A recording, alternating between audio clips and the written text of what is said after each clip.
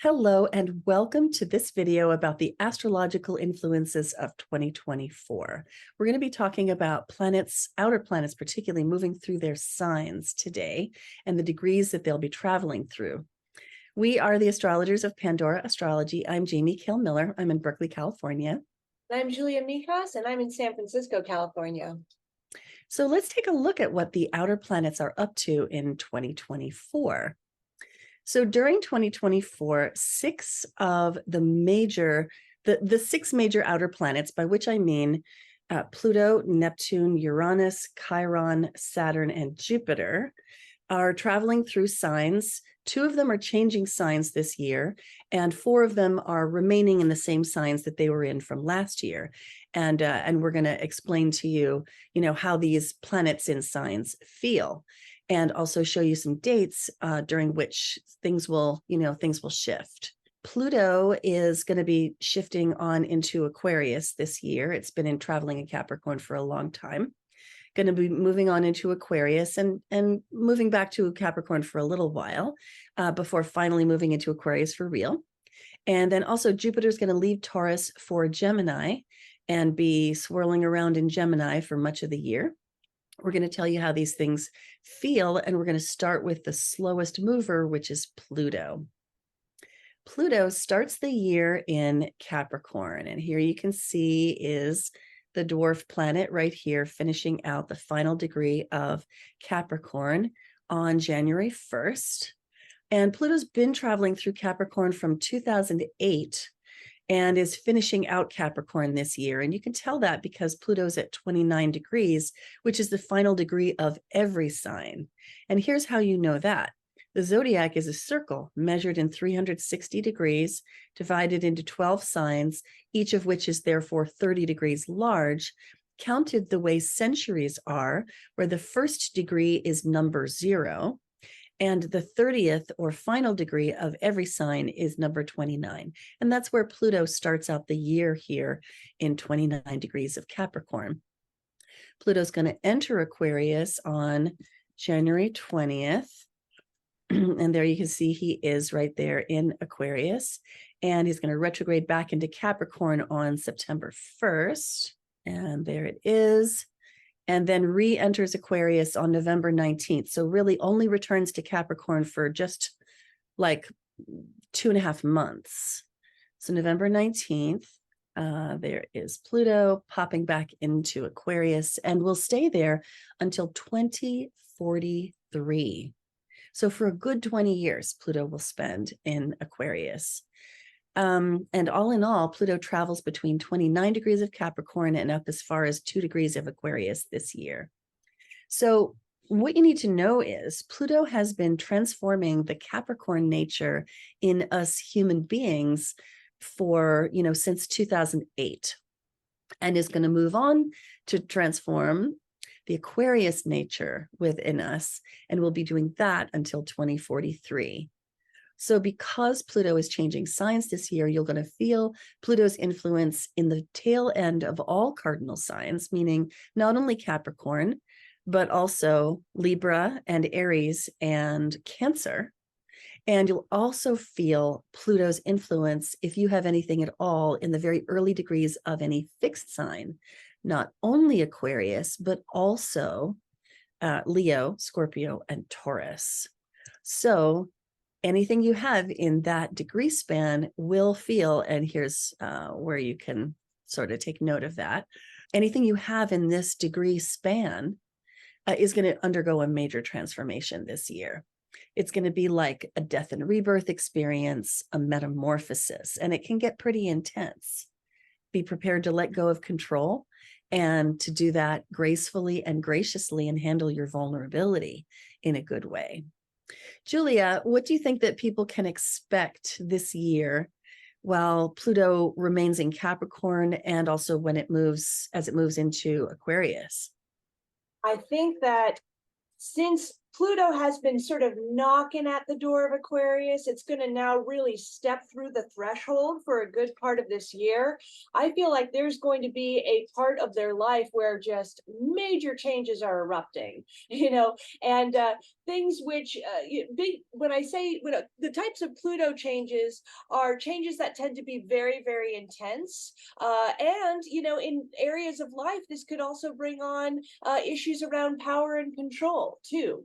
So I think we're all going to feel it, but in different ways and in different areas of our life, because Capricorn and Aquarius, will show up in different sections of people's charts. But this is going to be a year where we're all facing some pretty big, intense, transformative energies.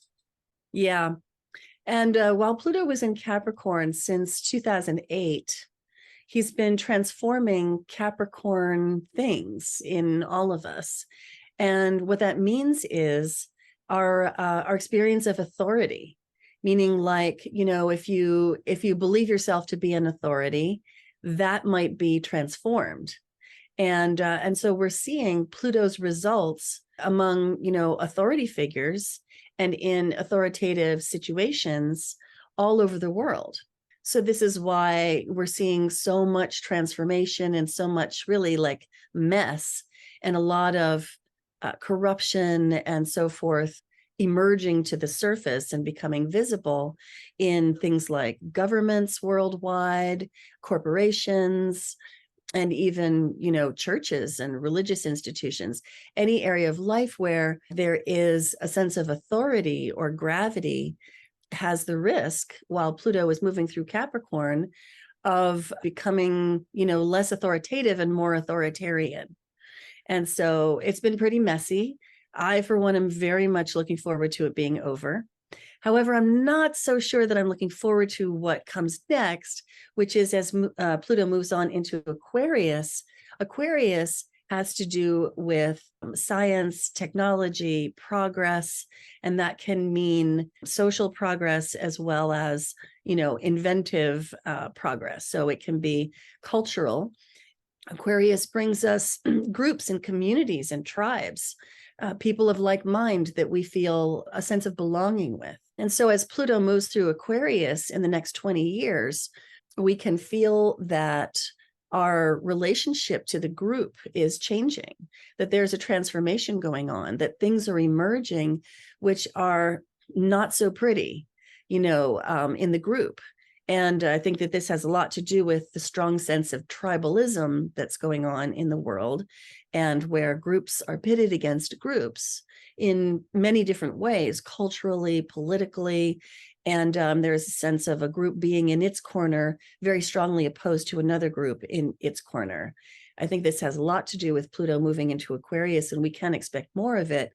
And we can also expect, particularly in the tech sector, a lot of transformation and a lot of, ugly truths hitting the surface regarding how our data is handled and how computers network as well as how people network.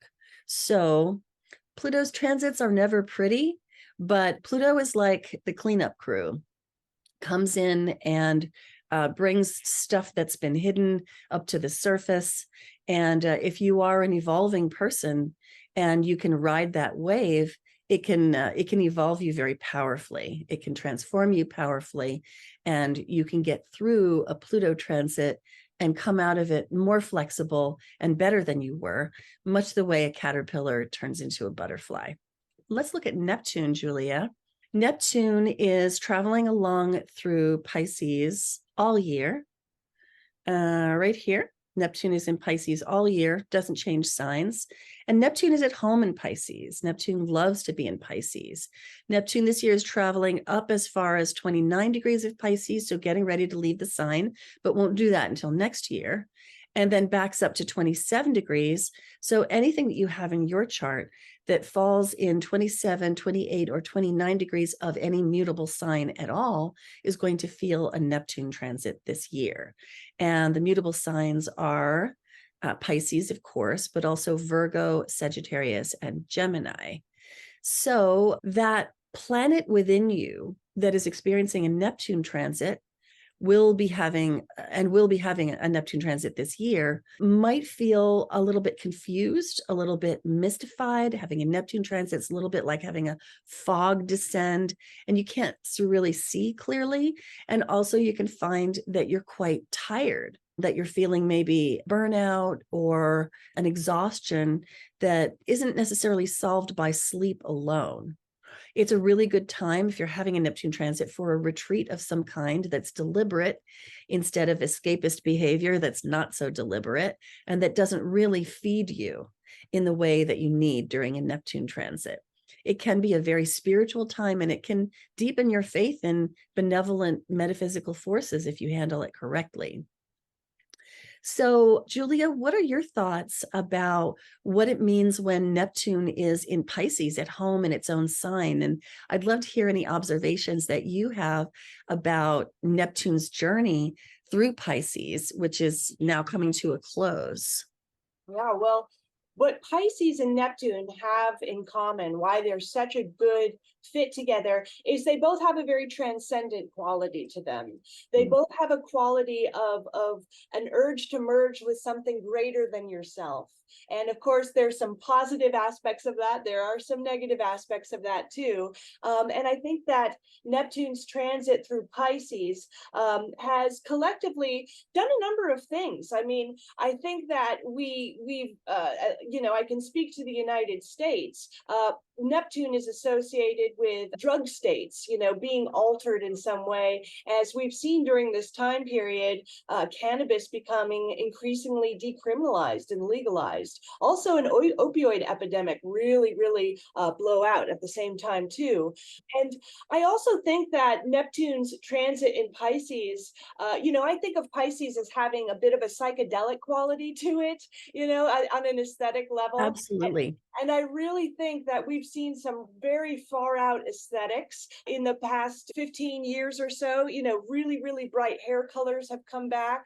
And a lot of just not like the 90s minimalism of everything sort of black, white, and gray and beige, but really lots of colors, and a sort of playfulness. And also, what Stephen Forrest had mentioned that I thought was very interesting was that TV streaming has gotten very big. Both Pisces and Neptune, their dark side is they like to check out. They like to check out. They got the urge to merge with something greater than themselves, so they want to kind of check out of themselves sometimes. And we've seen a lot of streaming.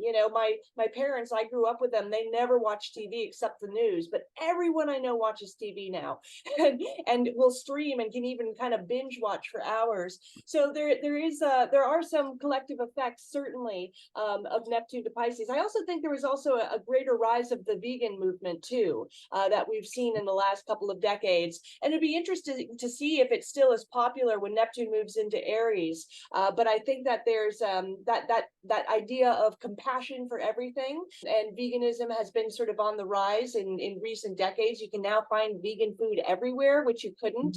I'm shocked when I sometimes travel to a different country and I see they have vegan options in a grocery store. So I think that those are some of the mundane things that I've noticed as Neptune has traveled through Pisces. Yeah, I really dig all that stuff. And I'm thinking about how Neptune has, usually like a 14 or so year journey along each sign. It entered into Pisces in 2011. It's going to leave during 2025. And I think in this time, I love that you bring up what Stephen Forrest said about streaming, because I think that's so observable. And that, when Neptune entered into Pisces, streaming was still pretty new. I mean, like Netflix, its business model originally was just sending discs, but then they got into what they were really trying to do, which was streaming. And yeah, now everybody watches TV, and it's become just so escapist. And I think the market for that has really grown. And then there's been a response from other outlets like, Amazon Prime and Apple and some of the major studios to figure out how they can get in on the game. It's really, it's like shifted from being like, this quirky thing that we could do to like becoming like how people watch TV now. Absolutely. And a lot of fantasy oriented stuff too, like Game of Thrones and Harry Yes, that Potter. was And so big. yeah, really big on the fantasy stuff. Yeah, absolutely. And some of it's quite dark fantasy, but Mhm. it's still like, it's still just got that very pure Piscean feel of like, escapist fiction. Mhm. Let's talk about Uranus. So Uranus is traveling along through the sign of Taurus. Uranus will be in Taurus from 2018 to 2025. Usually spends about 7 years or 8, all inclusive in a given sign. And Uranus is in its sign of detriment in Taurus, doesn't like to be in Taurus at all. And in a minute, Julie, I'm going to ask you for your thoughts on that. But let me give some details first. Taurus is a fixed sign. So anything that you have between 23 and 27 degrees of any fixed sign at all is going to feel a Uranus transit this year. And that includes Taurus, but also Scorpio, Leo, and Aquarius. So anything you have in that span is going to feel a Uranus transit. Uranus transits can feel like the intrusion of the unexpected, things happening that are disruptive. And you can also have radical leaps, really big changes. If Uranus is transiting, for example, your career zone over a 7-year period, like maybe because it's passing through your 7th house, then you can experience radical leaps in your career. And those could be leaps up, down, or sideways. And if you know that it's coming, you can get ahead of that and have the leap work in your favor instead of, disrupting your whole career picture and leaving you wondering what the heck just happened. It is something that you can harness. And here's Uranus in Taurus right here on November during the year. So, Julia, when you think about Uranus being in its sign of detriment it's in fall. It's in fall in Taurus, which is arguably worse. Let me just say a little piece about that. Every planet has 4 signs it has special relationships with. In one of those signs, it is at home. It feels completely comfortable. It's in its own territory, its own home turf, and it has like the perfect scope for its own expression. Secondly, it can be in the sign opposite its home sign, and that is called its sign of detriment, which gives it like exactly the wrong scope. It feels like alien territory, and it's super uncomfortable for that planet. And then you have the sign of exaltation, which is where that planet expresses its better traits more easily and can be enhanced in its effectiveness on its mission, whatever that planetary mission might be, in its sign of exaltation. And then its sign of fall is the one where that planet really, really struggles to do its mission for you. And maybe even after working really hard, garners not as great results. So, Julia, what are your thoughts about the meaning of Uranus in Taurus in its sign of fall? Why does Uranus struggle so much in that sign? Well, Taurus is a very embodied sign. It's a sign having to do with the earth, about things that physically sustain you, like food. It also has to do with money, security, all these things that really help kind of connect us to the earth. And Uranus is probably the most abstract planet. It is not earthbound at all. It is out there. It is weird, and it's revolutionary. So, I think that these are obviously a little bit of a strange fit together. The only thing I see in common between between both of them is that they're both stubborn in their own way. That's the only common ground I can think of. Uranians, people who have a strong Uranus in their chart, they tend to be a little stubborn, as well as people with a lot of Taurus. But other than that, I mean, it's the abstract versus being more earthy and being more physical and embodied. And that's what makes them such a strange pairing. Yeah. Yeah. So I think that, Uranus wants to be reactive and push back against, it's sort of the ultimate contrarian planet, if you will. And Taurus's way of doing that is by digging in the heels. No, I'm going to be stubborn. No, I don't want to. I'm not doing it. Uranus wants to make change, sometimes by, flipping the script, topsy-turvy, just making a radical change. And Taurus doesn't like change, just doesn't like change. No, no, thank you. Don't want to change. I'm just going to dig in my heels and just keep things going the way that they were, because that's much more comfortable for Taurus. So Uranus in Taurus is the 7-year, 8-year period when all the Tauruses of the world rise up and say, no, and Tauruses are so peace loving. It's wow. But every Scorpio knows that the Taurus in their life is only going to take so much, and that when that Taurus gets mad, it is beyond scary, even for Scorpios. Like the only sign that Scorpios are really afraid of. Yeah, that's true. It's true. Okay, let's talk about Chiron, one of my personal favorites. So Chiron is traveling through Aries right now, and Chiron's speed is variable, and there's a reason for this. It's because Chiron's orbit is very elliptical. It's kind of like a long egg rather than more like a circle. Planets that have circular orbits, like Saturn, for example, will spend a very more regular time in a sign passage, but Chiron spends a very irregular set of times in different signs. So it goes as slow as possible through Aries, which means that it takes 7 years to travel through Aries. And then at the opposite end of Chiron's orbit, it takes like a year and a half or so to pass through Libra. And this is like, you can imagine the egg-shaped orbit, right? Aries, slow, Libra, fast. But so Chiron this year is traveling from 19 up to 23 degrees of Aries. And then we'll back up to 19 degrees. So it's going to, zip back and forth in that span. So anything that you have in your chart in any cardinal sign at all, meaning Aries, Libra, Cancer, or Capricorn, especially if it's in 19 to 23 degrees, is really going to feel Chiron this year.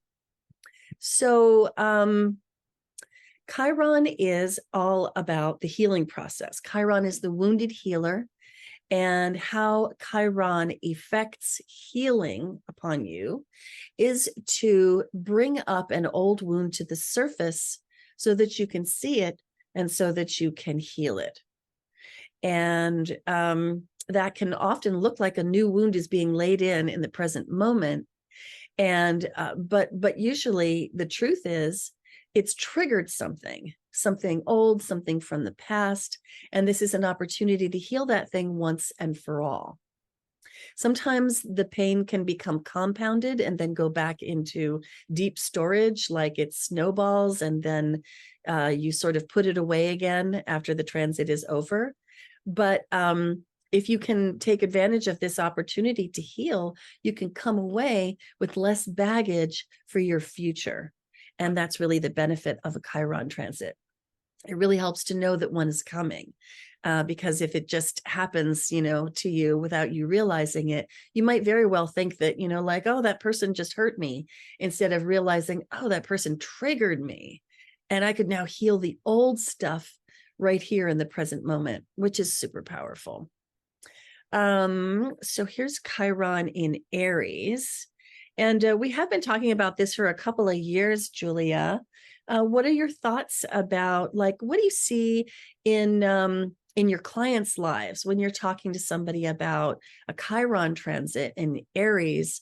Like, what are you observing that your clients are experiencing with that? Yeah, well, Aries is our ability to assert ourselves. It's the sign of Mars, the action hero in you. So it's how you assert yourselves, your independence, your pioneering spirit. And when people are having Chiron transits to a planet in Aries, or maybe they natally have Chiron in Aries, if they're having their Chiron return around now, there's going to be some wounding to that And I'm using this term not in a prescriptive way of it belonging to a particular sex, but the masculine principle, which is in all of us. And, let's say if it's, a planet of moon in Aries and it's getting a Chiron transit to it, then that emotional independence, that ability to emotionally assert yourself is really coming into question. And it's really bringing up issues around early wounding that you may have experienced from that. But it's also giving you opportunities to move forward, reintegrate it, and heal it too. Yeah, and I'm really glad you mentioned the Chiron return. That happens to all human beings. It's part of the astrological life cycle. It happens to all human beings at the age of 50. You start to feel it really when you hit about your 49th birthday, and you really feel like it's complete by the time you hit your 51st birthday. And it's a time when we kind of have to face our core wounding. And so if you're turning 50 this year, then you're having your Chiron return, and you're probably really feeling like you're staring your core wounding in the face. And that core wounding might have to do with ways that you've unevenly asserted yourself in your lifetime. Like maybe you have stuffed your anger. Maybe at times you've exploded with anger. Maybe there is a wounded warrior within you that doesn't know how to hold boundaries or draw a line between yourself and others and protect and defend yourself, and do that in a healthy, balanced way. So this could be the year when there's a lot of experience guiding you towards how to do that better in the future. So Chiron's transit through Aries will, as I said before, impact you if you have anything in 19 to 23 degrees of Aries, Libra, Cancer, and Capricorn. Let's talk about Saturn. So Saturn, and here again, I'll turn on the screen share. Saturn is traveling through Pisces and has been traveling through Pisces since last year. This year, it'll be covering 12 to 19 degrees of Pisces. And what I mean by that is that Saturn travels up to 19 degrees of Pisces, turns retrograde there, backs up to 12 degrees of Pisces, and then moves forward in through that span again. So this is why we mention these degrees, because you can have something in Pisces and maybe mildly feel that Saturn is in Pisces, but when you'll really feel it the most keenly is when Saturn is actually in the degree where you have that planet, and it will impact your planet, whether your planet is in that degree of Pisces or Virgo or Gemini or Sagittarius. And Saturn is the heavy of the zodiac. Saturn feels serious and heavy and authoritative. Saturn brings up father issues, issues about authority within and without, issues about self-discipline. And quite often Saturn transits feel like they have to do with our career, and they are occasions for sort of force blooming and having to grow up and be more mature, or at least display more mature behavior. There's one thing I really love about Saturn, which is that Saturn isn't there just to punish us. I think a lot of people are really down on Saturn because, who likes the heavy feel of Saturn? Nobody does, really. But you can't really argue with results. And Saturn presses us to give results. Saturn demands that we do something to solve the situation, and gives us all of the pressure that we need to move forward.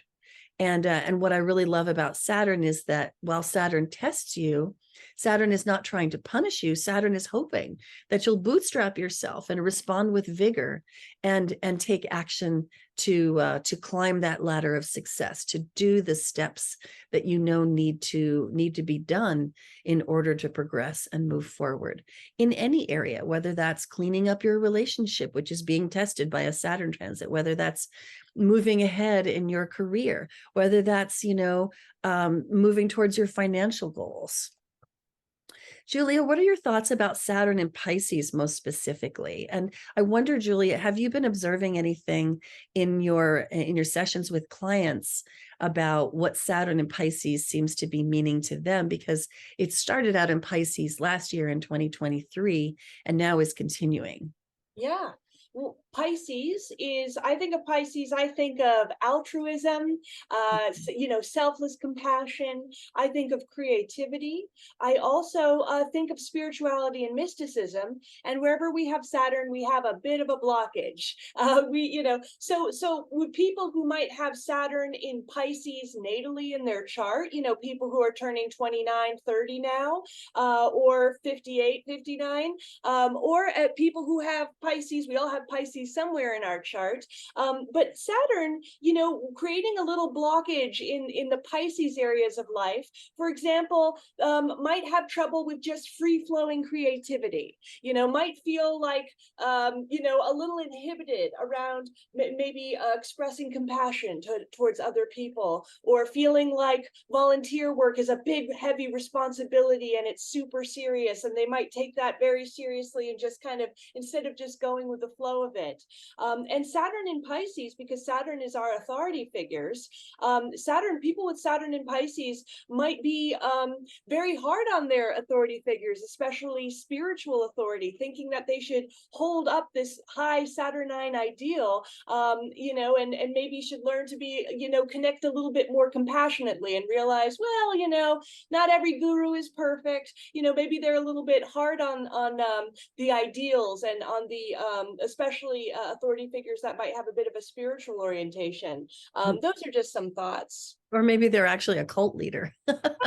Yes. This is so great. This is what I love about making these videos with you, Julia, is that you say stuff that wouldn't have occurred to me. And it really makes me think of more stuff that I want to say. We're always learning together. We're always learning together. That is so true. And one thing that I've been noticing among my clients with Saturn, during 2023, when it was in the early degrees of Pisces, is what I came to call the discipline of sleep, which seems like such an appropriate thing for the early degrees of Pisces, because the early degrees of any sign are more like raw and rudimentary and less refined and formed than the later degrees. The later degrees are super refined. It's like at the end of a sign is when you're kind of like polishing it and getting ready to move on, right? But the early degrees, where Saturn was traveling in 2023, they're just such fundamental principles of Pisces, one of which is sleep. So many of my clients were concerned with fixing their sleep problems. And that makes sense to me, because Saturn brings us the discipline, shows us the discipline that we need to do, and makes it very apparent so that we can do that discipline, and then rewards us when we follow through and when we use discipline to fix a problem, to progress. So yeah, lots of fixing of people's sleep I've been noticing. So as Saturn moves on into the middle of Pisces, this span from 12 to 19 of Pisces covers the middle decan of Pisces. I think that we're going to see a little bit more refined Piscean themes, certainly some of the themes of spirituality and metaphysics. And I think that we're going to see a lot of people facing their own escapism. What are the things I do to escape? Do those things actually serve me, or are they, sort of drawing me away from my life, but not actually giving me any relief? When I hole up in my cave, am I, just watching Netflix endlessly and hoping that feeling of escape is going to make me want to go back to work tomorrow? I don't know. Maybe there's something better I could do with that time. Let's see. And, also I would think with that, because Pisces, as you mentioned before, is the planet of hallucinogens. Pisces is the sign of hallucinogens through its rulership by Neptune. And now that Neptune has brought us, legalized marijuana in so much, a critical mass of states in the US now have legalized marijuana. So many more people are using it. And maybe they're, maybe they're using it because they have a medical card, or maybe they're using it recreationally. And I think that Saturn moving through the middle of Pisces could bring people's attention to, is this enhancing your life, or is this helping you What to are the escape? consequences? Yeah. Yeah. Because like, if there's anything I know about long-term serial marijuana smokers, which is to say my parents, it definitely leads to arrested development. Yeah, Like when you're escaping that much, you're not growing as a person. yeah, You're not maturing as a person. You're sort of abdicating your yeah. life, really. And That's so it's costly. And I think that Saturn could bring some of that home to people. that's So fair. we'll see. Mm-hmm. We'll see what the year is like. Um, let's talk about Jupiter. Oh, I also want to say actually about Saturn that Saturn generally spends about 2.5 years per sign, and it's entered Pisces back on March 7th of 2023, and will leave Pisces finally on May 25th, 2025. So that's a little bit more than 2 years, 2 years and a couple of months. So a little bit short for Saturn, but that's how it'll, that's the time that it'll spend there, and then it'll move on into Aries right around the time when Neptune does, and that'll be interesting when we get there in like 2026. Yeah. Okay, let's talk about Jupiter. Jupiter's the last planet we're going to talk about here. Jupiter is moving into Gemini, and should have changed that here. So let me do that. Jupiter is traveling along Gemini this year, entering into Gemini on May 25th this year, and then will be in Gemini until the middle of next year, June 9th, 2025. And so Jupiter's span is that the red planet travels, the big guy, the jolly Jupiter planet, is traveling up to 21 degrees of Gemini, and then retrograding back to 11 degrees of Gemini, and then moving forward to through 21 and beyond. So this is the span this year, and this is also, let me fix it. You're going to feel this in Gemini. If you have any planet between 11 and 21 degrees of Gemini inclusive, that planet will be having a Jupiter transit. And we like to save the best for last around here. Jupiter is the dessert. It's why we look at the planets in reverse order from the slowest to the fastest, because Jupiter is the good stuff. And you're going to be glad you watched this video to the end.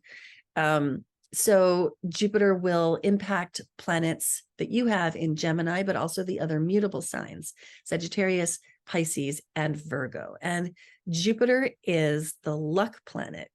Jupiter brings opportunity, and whatever planet you have that Jupiter is transiting can expect a growth that is easy, that is fun, and that side of you, that planet within you, will benefit from expressing the enthusiasm that it contains, and it will feel more confident. Like, for example, let's say Jupiter is transiting your Venus or passing along your 7th house, which has a very similar feel. You would feel luck in the relationship area, and how it would feel is like, hey, I'm actually kind of attractive. People should want to date me. Maybe I'll get out there and see if anybody's interested. Then you go out and you find that like people are interested. And then you can, you can date and you can have your choice. So Jupiter transits are awesome in whatever area that they happen in, and Jupiter is always somewhere. So if somebody in your life tells you, oh, I'm a luckless person, I can't seem to get ahead no matter what, it's not true. Jupiter is always somewhere. And that person is absolutely having multiple career luck periods and multiple relationship luck periods in every 12-year Jupiter cycle. So, but Jupiter's in Gemini, and that has a particular meaning, right, Julia? Because Gemini is the sign of detriment for Jupiter. And so what do you think of when you think of that? Jupiter in Gemini, let me point to it here, but then also I'm going to turn off the screen share so we can see you nice and big, Julia. What does it mean to you when you think about Jupiter being in its sign of detriment in Gemini? Yeah, well, what makes these signs, what makes Jupiter very different from Gemini, what makes Gemini a kind of difficult fit for Jupiter is Gemini is forever curious. Gemini doesn't necessarily know the answers, it knows the questions, and it always wants to sort of learn more. And it doesn't necessarily have to like sit on one point and build a philosophy. It's a little bit more glib with how it takes in information. Whereas Jupiter is about having a theory, having a guiding principle in life, having a philosophy, having the big picture. So that's what sort of makes these two a little bit of a weird fit, although they do have things in common as well. Both of them like to move around. Both of them are a little restless. They like to get out and see things and have experiences. Both I'd say are rather experience-oriented signs. So even difficult fits can have a lot in common, and that's sort of where you got to find that middle ground to make them work. Yeah, I think that Gemini really loves intellectual stimulation. I like to tell my air sign clients, like clients who have a lot of air in their chart, that they might have been the sort of child in school who would never raise their hand unless they were sure they had the right answer. Because if there's anything that's true about air, is that they want to be seen as knowing the facts, as knowing the information, having the information. And Jupiter in Gemini can bring up so much curiosity in your mind that you find yourself like, up until 2, 3, 4 in the morning researching stuff online because you just have to know, like, what is that thing? You just have to like search far and wide and go down every little rabbit path to discover, the facts or the information that you're looking for. And people who have Jupiter in Gemini natally and who would be having a Jupiter return this year, you have to kind of watch yourself because you might be a babbler. You might be somebody who likes to think out loud and think all the details kind of out loud and then never really arrive at the meaning behind them or the whole picture of them. So, but a Jupiter in Gemini year is terrific for writing projects. Yeah. Now, I think it's especially terrific for the phase of a writing project when you have to produce a lot of words, when you have to like make those rough drafts in the early phases, and then you've got to go back and like, edit them and clean them up and like cut some of those words. And so it's not good to be too attached to all of those words, so that you can trim it down to something that another person can read and understand. But this is a really terrific transit for writing in general and discovering your voice. Well, the last thing that I wanted to speak to is that there is this year a whole season, several months long, in which all of the outer planets are direct at the same time.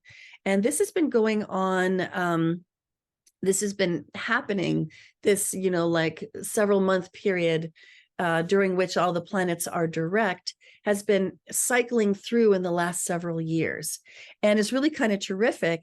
And the reason that I want to tell you about it is, and I think I'm not screen sharing right now, so let me show you this before we say goodbye.